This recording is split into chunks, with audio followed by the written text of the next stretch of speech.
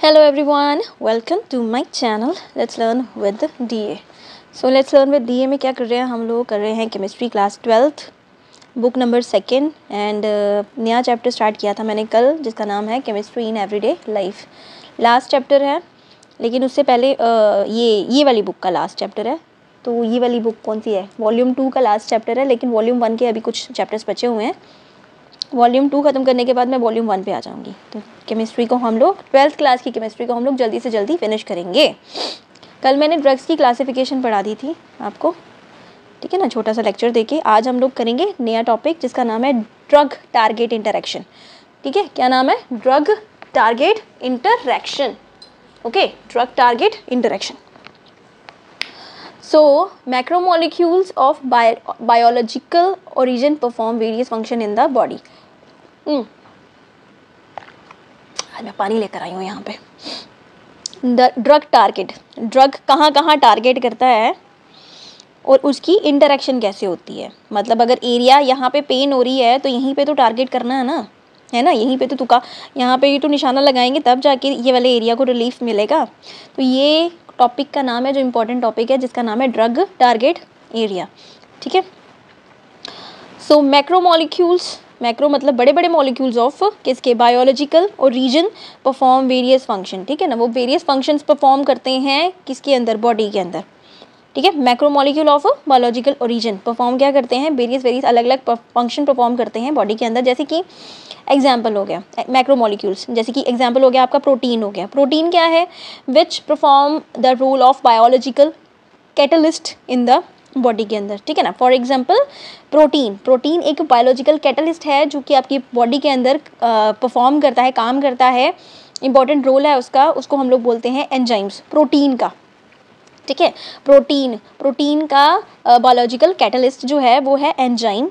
सो ये क्या करता है? Those which are crucial to communication system, those which are क्या करते हैं? crucial होते हैं। crucial मतलब ज़रूरी हैं, ठीक है ना। crucial to communication system in the body जो होते हैं, कौन है वो? receptors। ठीक है, एंजाइम्स क्या है? crucial, बहुत ही ज़रूरी वाला रोल प्ले करते हैं बॉडी के अंदर। कम्युनिकेशन, एक के बाद दूसरे के बाद सारे सेल ऐसे ही काम करते हैं। नर्वस सिस्टम पढ़ा हुआ है ना आपने, है ना। सेल्स जो है वो एक दूसरे के साथ काम करते हैं। आप लोगों ने ऐसे करके वो है तो इसके आसपास ऐसे करके रिसेप्टर होते हैं। ये नर्वस सिस्टम हो गया, है ना। ये जो भी था एनल रॉड वगैरह। सो रिसेप्टर्स जो हैं वो कम्युनिकेशन सिस्टम का काम करते हैं। कौन? एंजाइम्स भी ये इसी में ही आते हैं। ठीक है ना। फिर क्या होता है? Carrier proteins. ठीक है, कैरियर नाम है ये। कैरियर प्रोटीन्स क्या करते हैं? PROTEINS, proteins carry polar molecules. Carrier proteins carry करते हैं polar molecule across the cell membrane. ठीक है, सेल मेम्ब्रेन के अक्रॉस कैरियर प्रोटीन कैरी करते हैं पोलर मॉलिक्यूल्स। ठीक है, पोलर मॉलिक्यूल क्या करते हैं? वाटर के साथ इंटेंस काम करते हैं ना, वाटर। ठीक है, so cell membrane across the cell membrane. Nucleic acid क्या करता है? Nuclei acid have coded genetical information. पढ़ी थी हमने बायोमॉलिक्यूल्स में कि न्यूक्लिक एसिड के अंदर कोडेड जेनेटिकल DNA RNA होते हैं, सो दैट हेरिडिटरी का काम करते हैं। पेरेंट से ऑफ स्प्रिंग्स तक जो भी उनकी इक्वल जो भी होते हैं, इक्वालिटी होती है, वो पास ऑन करते हैं, जीन्स पास ऑन करते हैं। ठीक है ना, फॉर द सेल। आगे क्या है? लैपिड एंड कार्बोहाइड्रेट हो गया। लैपिड्स एंड कार्बोहाइड्रेट्स हो गया, ये मैक्रोमोलिक्यूल्स की बात चल रही है। ठीक है ना।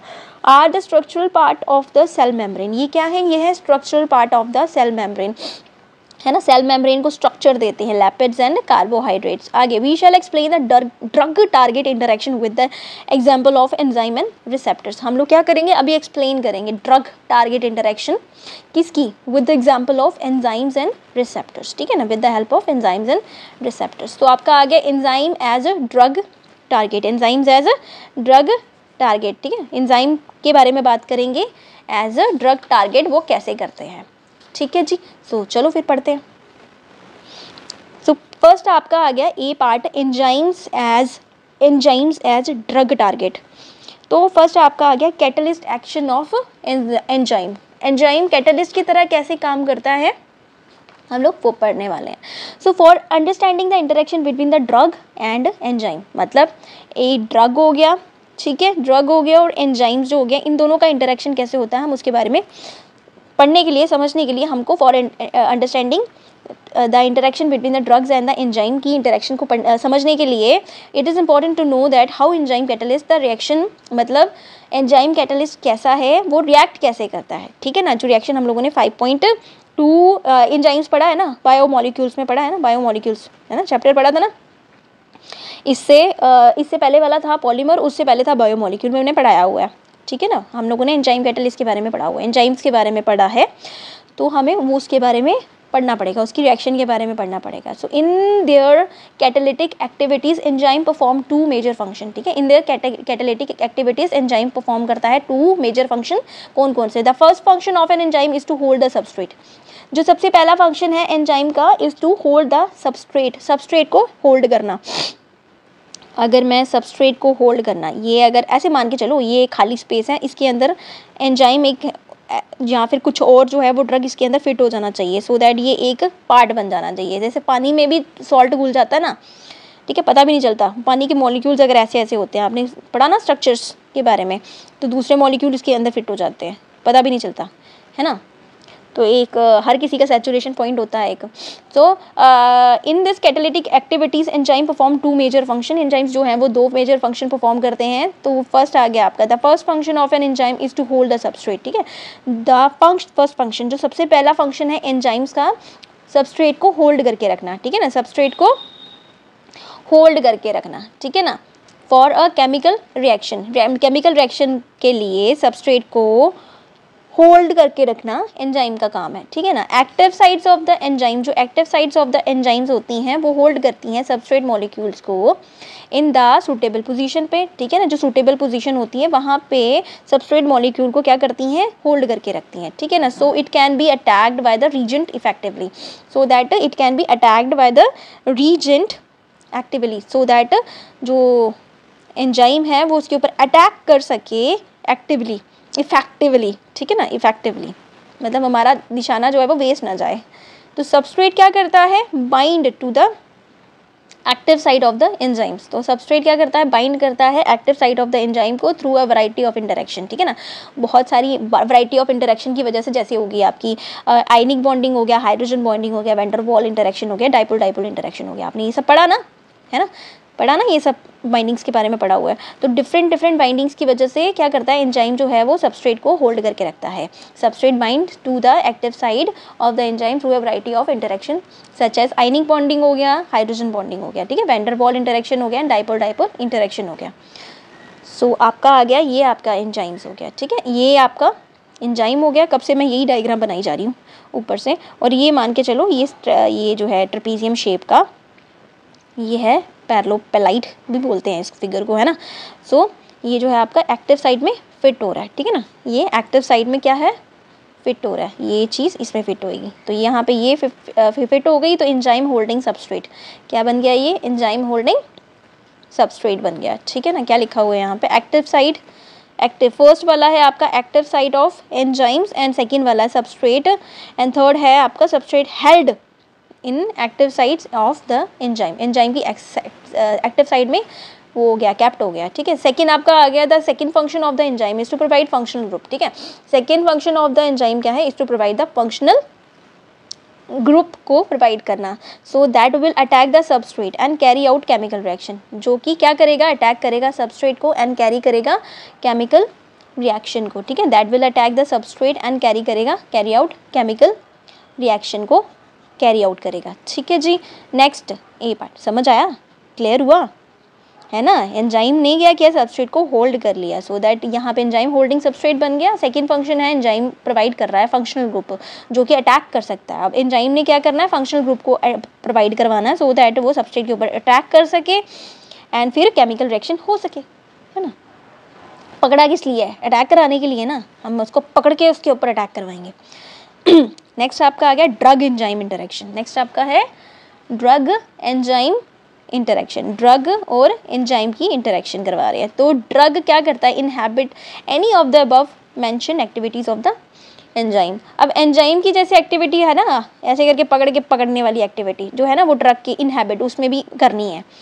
ठीक है ना। Drug inhibit any of the above mentioned activities of the enzyme and these enzyme क्या करता है, these can block the binding site of the enzyme, ये ब्लॉक करता है binding site of the enzyme को एंड प्रिवेंट करता है the binding of substrate, ठीक है ना, ये प्रिवेंट करता है the binding of the substrate, ये ठीक है, ये प्रिवेंट करता है binding of the binding site of the enzyme को ब्लॉक कर देता है ड्रग, दिस कैन ब्लॉक, ठीक है, एंजाइम की जो पावर है ना बाइंड करने की सबस्ट्रेट को, उसको ब्लॉक कर दिया इसने, ठीक है, ड्रग ने, एंड प्रिवेंट करता है बाइंडिंग सबस्ट्रेट को and can inhibit the catalyst activity of the enzyme की जो कैटलिस्टिक एक्टिविटी है उसको क्या किया, इनहेबिट कर दिया, रोक दिया। Such drug is called enzyme inhibitor, ठीक है, ड्रग, ऐसे ड्रग को एंजाइम इनहेबिटर बोलते हैं। यहाँ पे देखो ज़रा, इसने क्या किया, ये सबस्ट्रेट है और ये एक्टिव साइड है हमारी एंजाइम की, ठीक है ना, ये एंजाइम की एक्टिव साइड है, कहता आओ आओ यहाँ पे फिट हो जाओ, बट क्या हुआ, सबस्ट्रेट को नहीं जाने दिया इसने, प्रिवेंट कर दिया इसको, कहता सबस्ट्रेट नहीं जाने दूंगा मैं, ड्रग एंड सबस्ट्रेट कॉम्पीटिंग एक दूसरे के साथ for active side of the enzyme के लिए, एंड क्या हुआ, एंजाइम जो है वो तो ठीक है, उसका काम है मेरे पास आओ, कोई चक्कर नहीं, लेकिन ना ड्रग जीत गया, ड्रग ने क्या किया, सबस्ट्रेट को धक्का मार दिया और खुद आ गया यहाँ पे, फिट हो गया। So drug inhibit the attachment of the, drug ने इनहेबिट किया ये attachment of the substrate on active side of the enzyme in 2 different ways. तो फर्स्ट आपकी आगे ड्रग compete करता है with the natural substrate, compete करेगा, ड्रग क्या करेगा, compete करेगा with the natural substrate for their attachment on the active sides of enzymes and such drug is called are called competitive inhibitor, ठीक है ना, such drugs are called competitive inhibitor बोलते हैं इसको। इन ड्रग्स को क्या बोला जाता है, ये जो धक्का मारने वाले ड्रग्स हैं इनको competitive inhibitors बोला जाता है।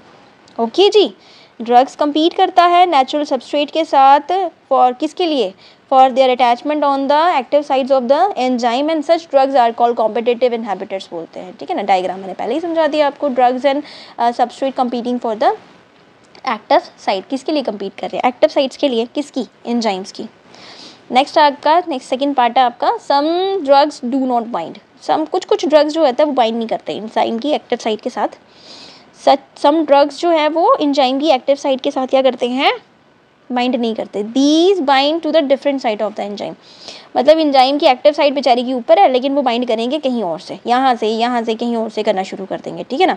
These bind to the different side of the enzyme which is called the allosteric site, ALLOSTERIC site, ठीक है, साइट क्या है, जगह, एलोस्टेरिक साइट, ठीक है, क्या बोला इसने, एलोस्टेरिक, ALLOSTERIC साइट, ठीक है, क्या बोला, allosteric site, and this binding of inhibitor, ये जो बाइंडिंग ऑफ इनहेबिटर है at the allosteric site change करती है the shape of the active site, वो क्या करेगी, वो चेंज करेगी the shape of the active site in such a way that substrate can not recognise, यहाँ पे सबस्ट्रेट जो है वो रिकॉग्नाइज नहीं कर पाएगा।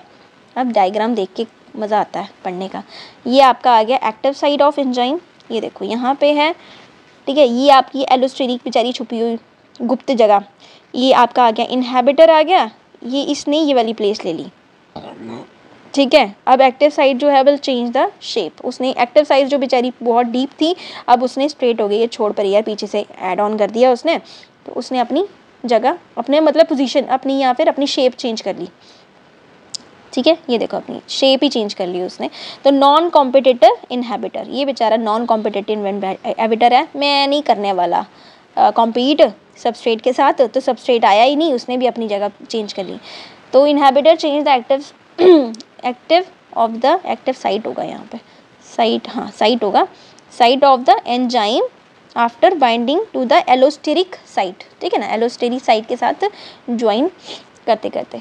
सो ये आपका आ गया, changes the shape of the active site in such a way that the substrate can not recognise, नहीं कर पाएगा substrate, and if the bond formed between the enzyme and the inhibitor is strong, अगर bond जो है किसका enzyme और inhibitor का, अगर वो स्ट्रॉन्ग कोवलेंट बॉन्ड होगा and can not be broken, अगर वो टूटा ना जाए तो क्या होगा, then enzyme is blocked permanently, तो एंजाइम जो है वो बेचारा ब्लॉक हो जाएगा परमानेंटली। तो बॉडी क्या करना शुरू कर देगी, द बॉडी देन डिग्रेड्स होना शुरू हो जाएगी, and the enzyme inhibitor complex degrade करेगी, द बॉडी जो है वो डिग्रेड करना होना शुरू हो जाएगी, degrade the enzyme inhibitor complex and synthesises the new enzyme, ठीक है, तो एक न्यू एंजाइम को सिंथेसाइज करेगी, ठीक है, degrade the enzyme inhibitor complex को एंड सिंथेसाइज करेगी न्यू एंजाइम, पता है ना एंजाइम्स नए नए बनते जाते हैं। नेक्स्ट आपका है इसी के साथ ड्रग टारगेट इंटरेक्शन के साथ ही है, ये दूसरा वाला पार्ट है इसका। अभी हम लोगों ने पढ़ा enzyme as a drug target पढ़ा ना, अभी हम लोग दूसरा पढ़े receptor as a drug target. जो रिसेप्टर्स हैं हमारे, हमने यही तो पढ़ा था ऊपर इंट्रोडक्शन में। तो receptors as a drug target पढ़ेंगे अभी हम लोग। तो receptor as a drug target क्या है? Receptors are protein that are crucial to body's communication, ठीक है, रिसेप्टर क्या है? प्रोटीन्स हैं दैट आर क्रूशियल, रिसेप्टर्स है proteins that are crucial to the body communication के लिए रिसेप्टर्स यही काम करते हैं, बॉडी कम्युनिकेशन का काम करते हैं। So majority of these are embedded in cell membrane, majority of these majority ज़्यादातर ऑफ दीज एम्बेडेड करते हैं इन द सेल मेम्ब्रेन के अंदर, है ना। तो रिसेप्टर्स प्रोटीन सेल मेम्ब्रेन क्या होती है? सेल मेम्ब्रेन जो होती है बाहर वाली परत है ना, सेल मेम्ब्रेन के अंदर रिसेप्टर प्रोटीन क्या करते हैं? इज एम्बेडेड, रिसेप्टर प्रोटीन्स क्या करते हैं? आर एम्बेडेड इन द किसके अंदर? सेल मेम्ब्रेन के अंदर, in such a way that there small part possessing active site project out of the surface of the membrane and open on the outside region of the cell membrane, ठीक है ना। क्या बोला इसने? Receptors are protein होते हैं that are crucial to the body's communication process, ठीक है ना, जरूरी होते हैं बॉडी कम्युनिकेशन प्रोसेस के लिए। कौन? रिसेप्टर्स, ठीक है, रिसेप्टर्स, ठीक है, रिसेप्टर्स। एंड उसके बाद क्या हुआ? Majority of these are embedded, majority of these क्या करते हैं? इम्बेड करते हैं इन द सेल मेम्ब्रेन के अंदर।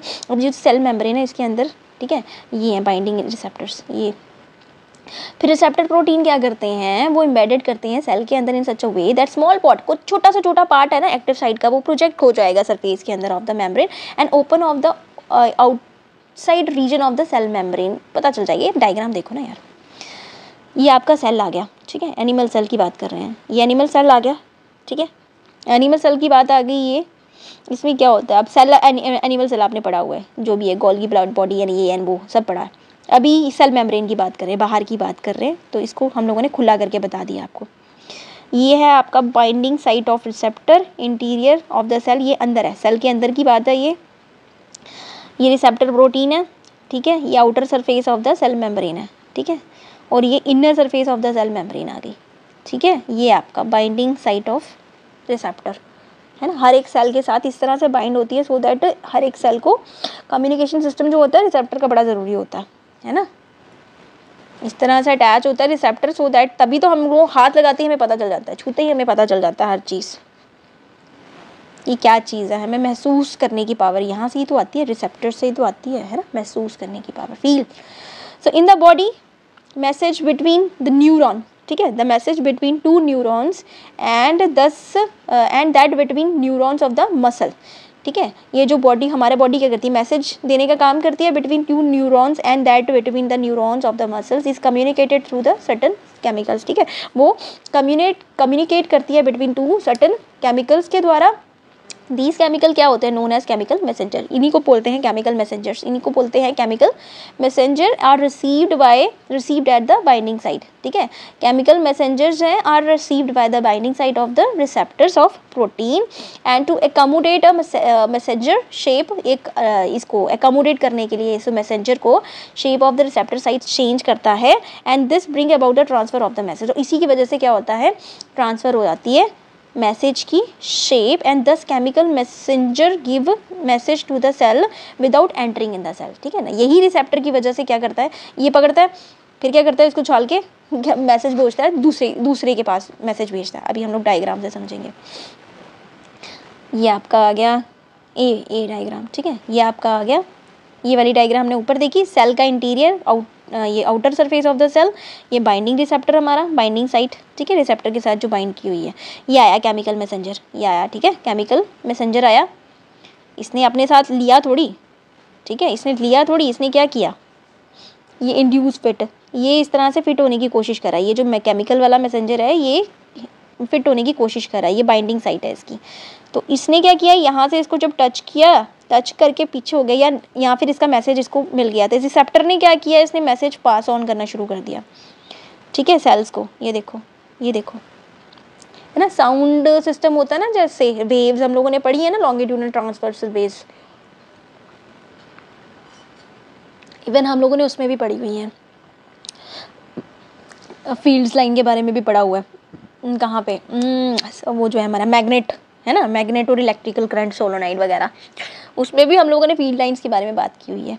अब रिसेप्टर्स वेव्स कैसे आती हैं, वो ऐसे ही तो आती है, मैसेज ऐसे ही तो पास होता है हमेशा, साउंड जो है वो वेव की फॉर्म में काम करता है, मैसेज भी तो ऐसे ही जा रहा है। अभी क्या हुआ, यहाँ पे इसने मैसेज दिया, बाइंडिंग साइड पे इसको मैसेज इस रिसेप्टर ने क्या किया, आगे वाले सेल्स को ट्रांसफ़र कर दिया, और यहाँ पे बिना फिट हुए ये भाग गया। अब मैसेज आ गया, मिल गया, अब जाओ, अब तो ये बिना चिपके हुए चला गया, ये आगे पास ऑन हो गया, अगले वाले सेल को पास ऑन हो गया, ठीक है।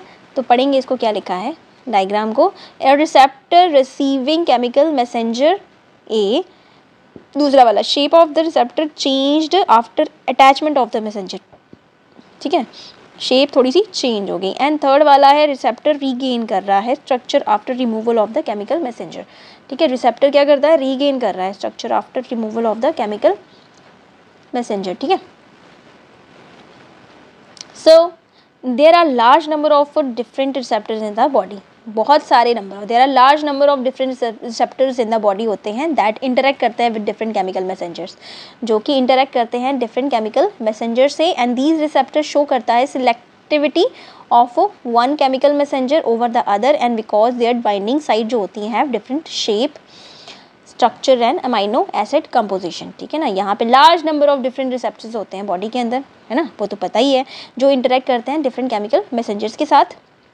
दीज रिसेप्टर्स शो करते हैं selectivity of one chemical messenger over the, किसके ऊपर, अदर के ऊपर, बिकॉज देयर बाइंडिंग जो होती है साइड होती है, उनकी शेप डिफरेंट होती है, स्ट्रक्चर डिफरेंट होता है, एंड अमाइनो एसिड कंपोजिशन अलग होती है, ठीक है जी।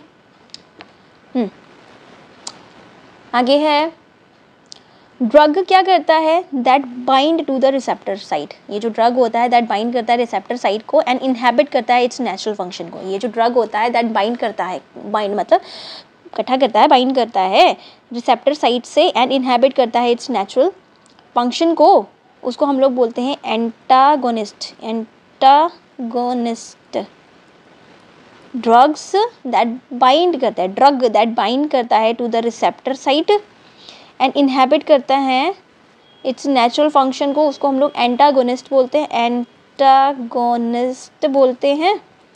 These are useful when blocking of message is required, जब ब्लॉकिंग ऑफ मैसेजेस रिक्वायर करना होता है, एनेस्थीसिया वगैरह शायद, तब चाहिए होता है, ब्लॉकिंग मैसेज ब्लॉकिंग करनी होती है, इज रिक्वायर, ठीक है ना। There are other type of drug, और भी ड्रग्स होते हैं, जैसे कि that is mimic the natural messenger by switching on the receptors, ठीक है। मिमिक ड्रग होता है, ड्रग दैट मिमिक मतलब मिमिक ड्रग नहीं है, मिमिक मतलब नकल करना है ना, नकल करता है नेचुरल मैसेंजर की by switching on the receptor, switching on the receptor को स्विच ऑन करके, ठीक है, केमिकल की तरह ऐसे मिमिक करेगा ना, मैं केमिकल हूँ, ठीक है, मैं वो हूँ, मैं मैसेंजर हूँ, ठीक है, उसकी तरह वो करेगा। तो वो क्या करेगा, स्विच करेगा, रिसेप्टर को स्विच ऑन कर दिया उसने, मतलब रिसेप्टर ने काम करना शुरू कर दिया उसके ऊपर। कभी कभी होते ना पंगे करते हैं, ऐसी गेम भी आती है हमारे पास, वो फिंगर करने वाली, उसमें से क्या करता है, फिंगर हटाओ, सेंसर होता है उसमें लगा हुआ, तो बीच में से खिलौना निकलता है, ऐसे करके बीच में लाओ फिर खिलौना निकलता है, तो वैसे वाला, ठीक है, मिमिक करता है। These are agonist, these are agonist. तो दीज आर यूजफुल फॉर, क्या है, these are useful when there is a lack of natural chemical messenger, ये ज़रूरत, इनकी ज़रूरत होती है। एंटीगोनिस्ट हो गया रोकने वाला, एंड एगोनिस्ट हो गया जो चाहिए, उल्टा हो गया ना इसका। एंटीगोनिस्ट क्या करते हैं, बाइंड करते हैं रिसेप्टर्स को मैसेज लेने के लिए, और ये रिसेप्टर को वो करते हैं, एक्टिव कर देते हैं, उल्टा काम करते हैं। ये कभी कभी यूज़ होते हैं जब हम लोगों ने नेचुरल केमिकल मैसेंजर बनने के लिए, जब हमारे पास लैक ऑफ नेचुरल मैसेंजर हो तब काम आते हैं ये एंड एगोनिस्ट, ठीक है। एंटीगोनिस्ट रोकने के लिए, एगोनिस्ट जो है वो वापस काम करवाने के लिए, ठीक है जी। And therapeutic action of the different classes of the drug आ गया। और क्या है, डिफरेंट टाइप ऑफ ड्रग पढ़ेंगे अभी हम लोग। A B, anti microbial, anti fertility, artificial sweetening agents. एक टॉपिक और पढ़ लें फिर।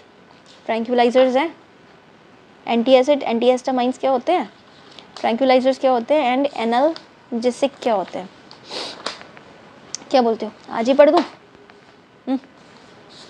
आज पढ़ दूँ या कल पढ़ूँ? मुझे लगा था मैं जल्दी ख़त्म कर दूँगी इसको। Tranquillisers, therapeutic action of the, आप एक काम करो, आज आप एंजाइम्स ही पढ़ो, ठीक है ना, फिर नहीं तो सर से ऊपर से चढ़ेगा। वैसे तो 25 मिनट की क्लास हुई है अभी तक, तो सिर्फ 40 मिनट की तो जानी चाहिए थी। ड्रग टारगेट एरिया पढ़ लेते हैं यार, पढ़ लेते हैं, कुछ नहीं होता, पढ़ लेते हैं। तो therapeutic action of different classes of drug, therapeutic THERAPEUTIC, therapeutic action of different classes of drugs, ठीक है, ड्रग्स हो गया। So in this section we shall discuss, in this section हम लोग क्या पढ़ेंगे, we shall discuss about the therapeutic action of few important classes of drugs, ठीक है ना। हम लोग थेरापेटिक क्या पढ़ा था, थेरापेटिक का क्या मतलब है, बार बार वर्ड्स आ रहा है, कल मैंने बताया था आपको थेरापेटिक क्या होता है, रिलैक्स करने वाली, ठीक है ना, ऐसी चीज़ें जो रिलैक्स करें आपको। तो सबसे पहले है आपका एंटी एसिड्स, ठीक है, क्या है एंटी एसिड। एंटी एसिड क्या करते हैं, नाम से ही है, एसिड को एंटी कर रहे हैं, मतलब उसको बेसिक प्रोवाइड करवा रहे हैं, दवाइयाँ वगैरह जो होती हैं एसिडिटी के काम आती हैं, या और भी होती हैं बहुत सारी।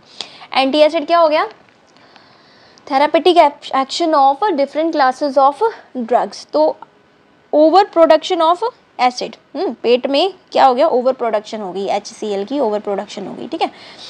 Over production of the acids in the stomach cause irritation and pain, उससे क्या हुआ, इरिटेशन होना शुरू हो गई, पेन होना शुरू हो गई। तो इन सिविल केसेस क्या होता है, ऐसे सिविल केसेस में क्या, अल्सर भी हो जाते हैं, ठीक है, मुंह के अंदर, गले के अंदर अल्सर भी हो जाते हैं, और पेट के अंदर भी हो जाते हैं, stomach in the develop in the stomach. Until 1970 में क्या हुआ था, only treatment for the acidity was administration of anti acid.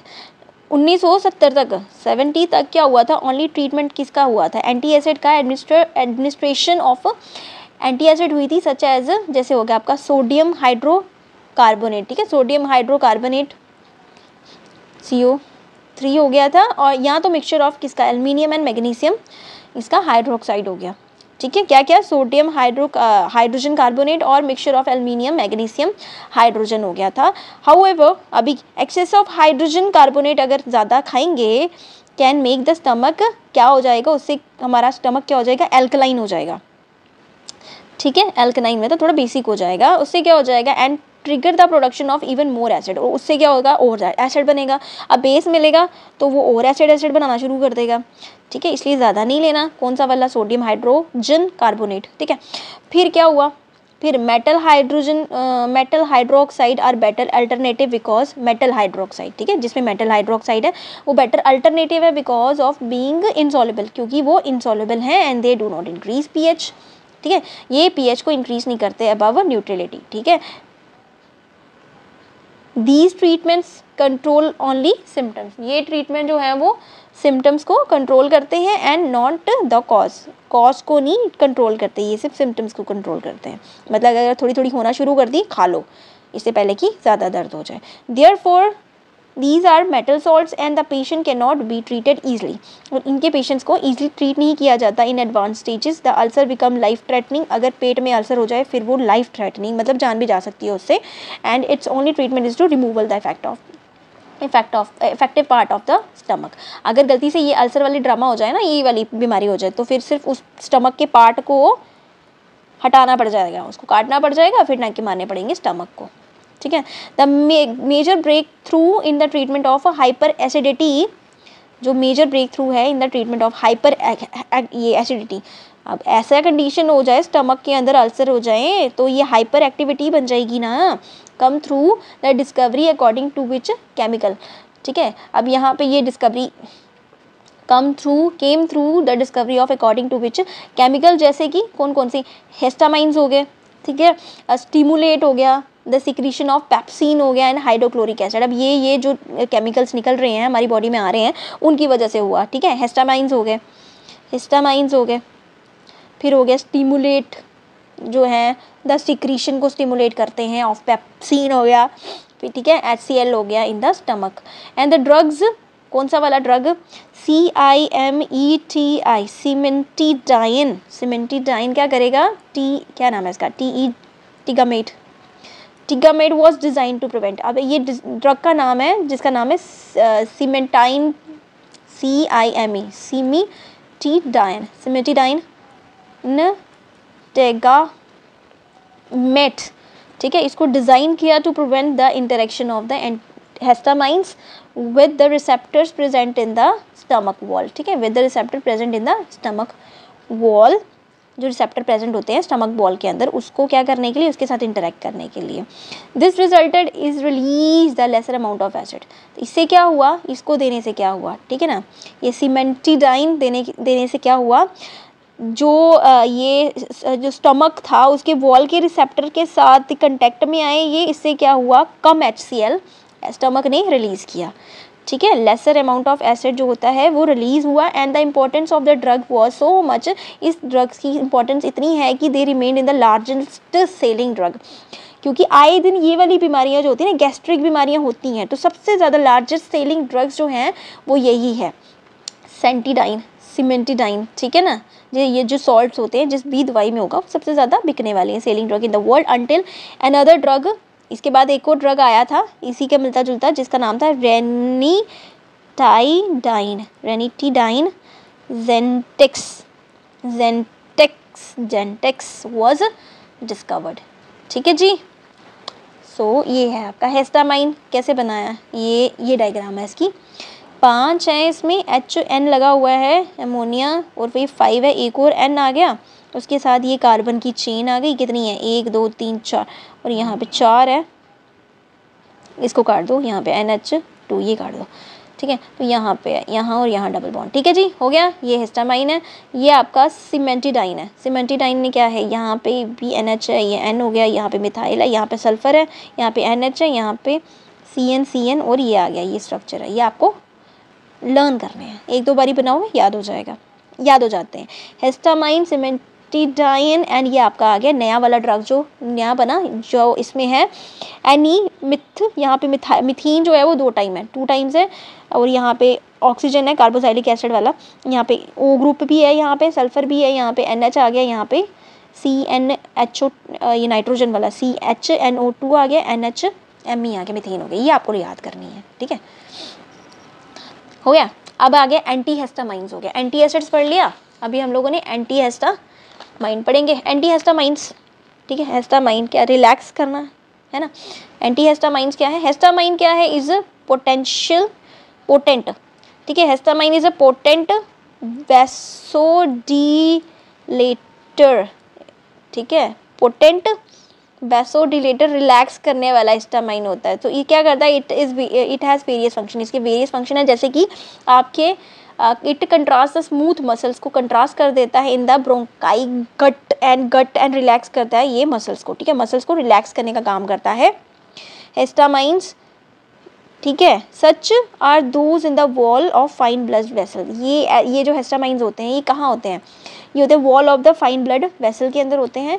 Histamine is also responsible होते हैं फॉर द नेसल कोगुलेशन, आपके नेसल में जब नाक बंद हो जाता है आपका, उसके लिए भी रिस्पॉन्सिबल होते हैं। एसोसिएटेड विद द किसकी द्वारा होता है, नाकबंद कब होता है, कॉमन कोल्ड एंड ये एलर्जिक रिस्पॉन्स, जैसे पॉलन का मेरे को होता है, मैं बहुत हाईली एलर्जिक हूँ, ठीक है ना, तो उससे होता है हिस्टामाइन, इसके लिए रिस्पॉन्सिबल्स होते हैं, ठीक है ना। तो सिंथेटिक ड्रग जैसे कि हो गया, अब इस पे ड्रग कौन सा दिया जाता है, इस पे ड्रग दिया जाता है आपको ब्रोम BROMPHENIRAMINE, ठीक है, ब्रोम फेनिरामाइन, ओके, ब्रोमो नहीं है, ब्रोम फेनिरामाइन, ब्रोमफेनेरा एमाइन, ठीक है, ब्रोमफेनेरा फिनोल है, इस पर फिनोल ग्रुप भी है, फेनेरा एमाइन हो गया। डेमी टप नाम दिया है इसको, आप प्रोनाउंस कैसे करते हैं आई डोंट नो, ठीक है, इसको हम लोग ऐसे ही प्रोनाउंस करेंगे ना हम अपनी तरफ से।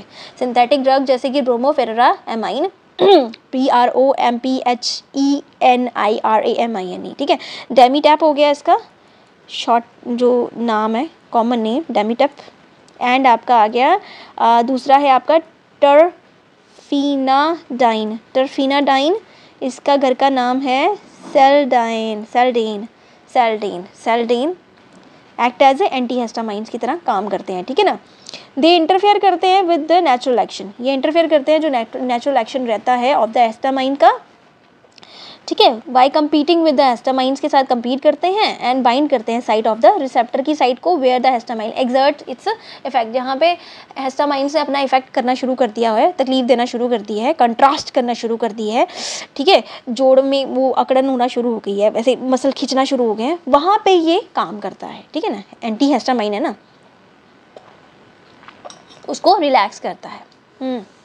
जब हमें दर्द होना शुरू हो जाती है हाई एक्सरसाइज से, तो मसल रिलैक्स करने के लिए खाते हैं ना हम लोग, ठीक है। Now the question that why it is arises, why ये हिस्टामाइन क्यों अराइज होते हैं, तो why do above mention anti histamines not effect on the secretion of acid in the stomach. अभी ये एंटी एसिड है, स्टमक की सिक्रीशन के ऊपर क्यों नहीं काम करते, ठीक है। The reason is that anti allergic and anti drug जो होते हैं work on the different receptors. तो इसका रीज़न सिंपल सा है कि एंटी एलर्जिक और एंटी एसिड जो ड्रग्स होते हैं वो डिफरेंट रिसेप्टर्स के ऊपर काम करते हैं, ठीक है, ये अलग अलग रिसेप्टर्स के ऊपर काम करते हैं। तो ये आपका आ गया ब्रोमोफेरामाइन, ठीक है, ब्रोमोफेरामाइन, यहाँ पे फिनोल ग्रुप है, यहाँ पे ब्रोमीन है, यहाँ पे इसके साथ नाइट्रोजन है और ये चेन आपकी कार्बन चेन है।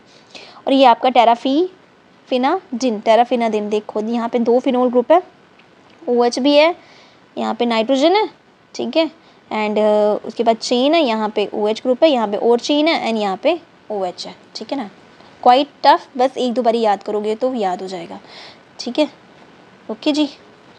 सो नेक्स्ट पार्ट है ट्रैंक्विलाइजर्स, ये एंटी हिस्टामाइंस में ही आता है ट्रैंक्विलाइजर्स हैं, नहीं ख़त्म हो गया। अभी लास्ट है आपका न्यूरोलॉजिकल एक्टिव ड्रग्स, ये हम लोग कल पढ़ेंगे, ठीक है, बस अब इतना हो गया। तो आज हम लोगों ने पढ़ा therapeutic action of different classes of drugs, तो हम लोगों ने एंटी एसिड और एंटी हिस्टामाइंस पढ़े हैं। कल हम लोग पढ़ेंगे न्यूरोलॉजिकल एक्टिव, न्यूरोलॉजिकल मतलब ब्रेन के थ्रू के लिए जो दवाइयाँ यूज़ करते हैं ना हम लोग, ट्रैंक्विलाइजर्स हो गया, एनाल्जेसिस हो गया, ये इसी में आएगा। कल हम लोग वो पढ़ेंगे, उसके बाद एंटी माइक्रोबल्स भी पढ़ेंगे, आर्टिफिशियल ड्रग्स पढ़ेंगे, ठीक है ना। अभी भी है, मुझे लगता है 2 दिन और लगाने चाहिए हमको, नहीं तो फिर याद नहीं होगा। पता क्या है तो आसान है, सुनने में बड़ा मज़ा आता है, लेकिन आपको लर्न करने में थोड़ा टाइम लगेगा इसको, इसलिए मैं बोल रही हूँ कि जल्दी नहीं करते, आप लर्न कर लो पहले ये वाला, फिर हम लोग दूसरा लेक्चर पढ़ते हैं, ठीक है ना। ओके, सो अभी क्या करना है, अभी ये तो बोलना ज़रूरी होता है, नहीं तो आप भूल जाते हो, है ना। क्या, don't forget to like, share, comment and subscribe, please comment करके पक्का बोलना, ठीक है ना, लाइक और कमेंट पक्का करना। एंड सब्सक्राइब तो कर ही लिया होगा, अगर आपको समझ आया तो सब्सक्राइब कर देना, नहीं आया तो फिर मैं क्या ही कर सकती हूँ, ठीक है ना, फिर किसी और को ढूंढ लेना। तो सब्सक्राइब कर लेना अगर समझ आया तो एक और काम कर देना, अपने फ्रेंड्स के साथ पक्का शेयर करना, ठीक है ना। तो और दूसरा चैनल भी है मेरा फंजिला आर्ट्स, उसमें मैं ब्लॉग्स एंड क्या बनाती हूँ, पेंटिंग्स वगैरह बनाती रहती हूँ, पेंटिंग्स एंड ड्राइंग्स करती हूँ, पोर्ट्रेट्स वगैरह बनाती हूँ, सब कुछ करती हूँ यार ठीक है, सो मिलते हैं दोबारा, सी यू, टाटा, सायोनारा, पढ़ो मस्त रहो।